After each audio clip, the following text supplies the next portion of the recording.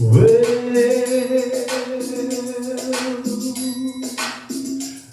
want to tell you a story about emancipation, proclamation, celebrate Juneteenth.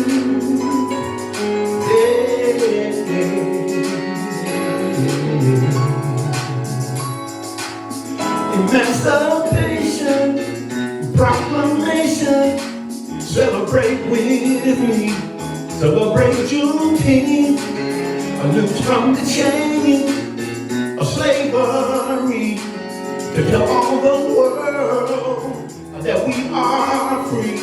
Listen to me now, just over 400 years ago, we were forced to take a cruise. We weren't really ready for that. We didn't even get to take our shoes. Now, don't get it twisted. It wasn't the Royal Caribbean, Carnival, Princess, or Celebrity. We never bought a ticket to get in. Stolen from our homeland by those who claimed us as property. Sunrise, sunset, working us to death, getting rich, working us for free. You saw the story on TV. Alice Haley gave us roots, painted a picture for the world to see. A picture of the absolute cold-hearted truth. Transition into freedom was harder than it sounds. Just ask Harriet Tubman, who for years went underground. We weren't fighting just to be free. We were fighting for equality in an unjust society that didn't even recognize me. Now, change calls for patience, and patience calls for change. They both pull each other, dragging it the other way. But nothing ever stays the same. Everything one day will change. Whoever thought we'd have a day? Juneteenth is here to stay. Emancipation Proclamation, signed in 1863. January 1st was the day all blacks were legally free. Took 2 years, 6 months, and 19 days for the good news to come our way. Celebrate with me, celebrate Juneteenth. But now more than ever, to be free has a cost. And if we don't rise up as the people, everything we gain could be lost. So trust God and hold His hand, for He's the only one with a plan. Celebrate with me, celebrate Juneteenth. At first, learning to read was a crime. Worked all day, didn't make a dime. Kept telling me everything was fine. When was I ever gonna get mine? If you tried to read, you would die. If you tried to leave, you would die. How many tears did a mother cry when she had to watch her babies go by? Blacks didn't have the best schools with all the tools they needed to succeed.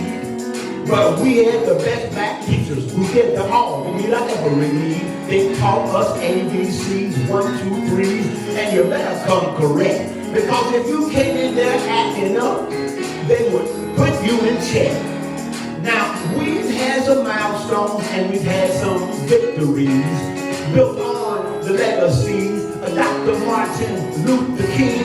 We had champions like Joe Louis, Jesse Owens, and Jackie Robinson, Muhammad Ali, John Carlos, Thomas Smith, all had the voice of one. They all made a statement, echoed by James Brown. The Godfather of soul said, "Say it loud, I'm black and I'm proud." Now we're no longer at the beginning, and we're far from the end. We're somewhere in the middle, and we're not going back, my friend, because we have done great things, and we ain't no ways tired. We keep doing the incredible, amazing things with wide open eyes. We're the best in sports and music, and believe me, there is no doubt. Entertainment and in business, Oprah Winfrey showing all of our clout, making moves in politics with the first black president, recognized by many as the best there's ever been. But now's no time to rest, for the empire is striking back. They're moved by a new minority, acting like they on crack, taking books off the shelf, screaming DEI, CRT, trying to erase the past by rewriting history. They're teaching the children a lie expecting them to believe that there is a benefit by being in slavery. So while we're celebrating Emancipation Proclamation, there are some folk out there saying, send them back to their own nation. Well, America is my home. I'm a U.S. citizen. And before you send me anywhere, I will fight you to the end. Emancipation Proclamation. Celebrate Juneteenth. God bless you. This is Reverend Goldie, Open Hands Christian Fellowship, Suffolk, Virginia. Original recording, music, lyrics, composed, everything by Reverend Goldie. Blessings to you now.